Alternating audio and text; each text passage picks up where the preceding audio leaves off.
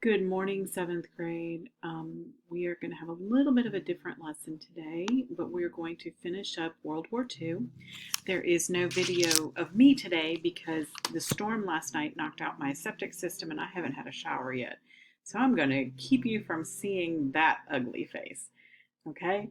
Um, it's just one of those things that happens around here every once in a while. Our septic system has to pump uphill, so if we get too much rain at one time, it stops working. So, anyway, on Friday we were, or Thursday actually, because from Friday we did something different. On Thursday we were talking about the major turning points of World War II, and this is where we left off. We had seen victory in North Africa. We had seen Japan's decision to bomb Pearl Harbor. Of course, that brought the United States into the war. America enters into the European theater as well as in the Pacific theater. We talked through this map a little bit. We left off here on this slide. Okay, let me make these bigger, sorry. All right, so we saw the invasion of Sicily as Americans fought across North Africa with the other Allied forces. We saw the D-Day invasion. Remember, this is a date that you must remember. June 6th, 1944, the D-Day invasion. This was also known as Operation Overlord. Nearly 24,000 Allied troops entered at night by glider or parachute, and then came those who landed by sea. That was 160,000 troops landing on the beaches of Normandy. Over 5,000 ships were used to transport troops across the English Channel on the first day alone. It was just an amazing, amazing event. I forget, your book, I think, goes into details on the exact numbers of troops. Just really, really amazing day. And then, of course, the last major turning point was the dropping of the atomic bombs, which we're going to talk about in more detail in just a moment. Let's talk about the conclusion of the war. D-Day invasion is June of 1944.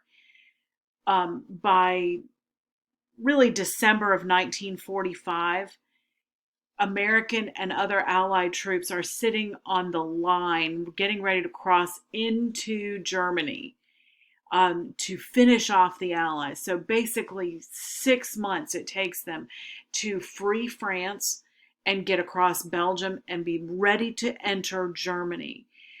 The Soviets are our allies at this point. They are coming from the east. They're coming from Russia across Europe to enter into Germany. And Germany decides to give one last push, trying to conquer the Allied forces. And this is called the Battle of the Bulge. Right here, the Battle of the Bulge. They actually did succeed in cutting off some American forces from the rest, or some Allied forces from the rest of their troops. But after several days of very vicious fighting, they ended up having to surrender. Germany is going to actually surrender for good on May 8th, 1945. In April, on April 12th of 1945, roughly a month before Germany surrenders, President Roosevelt of the United States died in office. He died here in Georgia at he had a home down in Warm Springs. President Truman came into office. That was his vice president. He knew nothing about the atomic bomb, not any of it, but so he had to get up to speed really quickly. So that was April 12th. April 30th, just 2 weeks later, Hitler commits suicide in his underground bunker. The German troops, the German leadership at that point decides not to reveal the truth about that. They do not tell the general public that Hitler just committed suicide. They tell them that he died fighting the Russian forces. But a few days later, the German generals are forced to surrender. And on May 8th, 1945, again, a date you need to remember, we have VE, or Victory in Europe Day, May 8th, 1945. So let's go back to Japan. We haven't finished the war there yet. We've been fighting island hopping across the Pacific. Truman becomes president in April of 1945. And again, as I said, he knows nothing about the atomic bomb program. So he has to quickly come up to speed on that. So no, it wasn't in April. It was the summer of 1945. The Allied forces meet at the city of Potsdam. In Amsterdam, I think is where it is. And they decide how they're going to end the rest of this war, the war with Japan. Japan is the only one left fighting. Italy has ceased fighting. Germany has given up. Japan, they decide at that meeting that they need to demand the Japanese surrender. And the Japanese reject that demand outright. They just, no, we're not surrendering. So at that point, Truman feels like if he uses the atomic bomb, maybe he can force Japan's surrender. But either way, it's going to cost many American lives if we continue fighting. And it's going to cost more Japanese lives because the Japanese know they are not going to give up. They are going to fight until every last person in Japan is dead. That is it's part of their culture. It's just part of who they are. They will not give up. So we drop an atomic bomb on Hiroshima. The blast destroys about 5 square miles of the city, and about 70,000 people are killed instantly, and another 70,000 or more are injured and die later as a result of their injuries.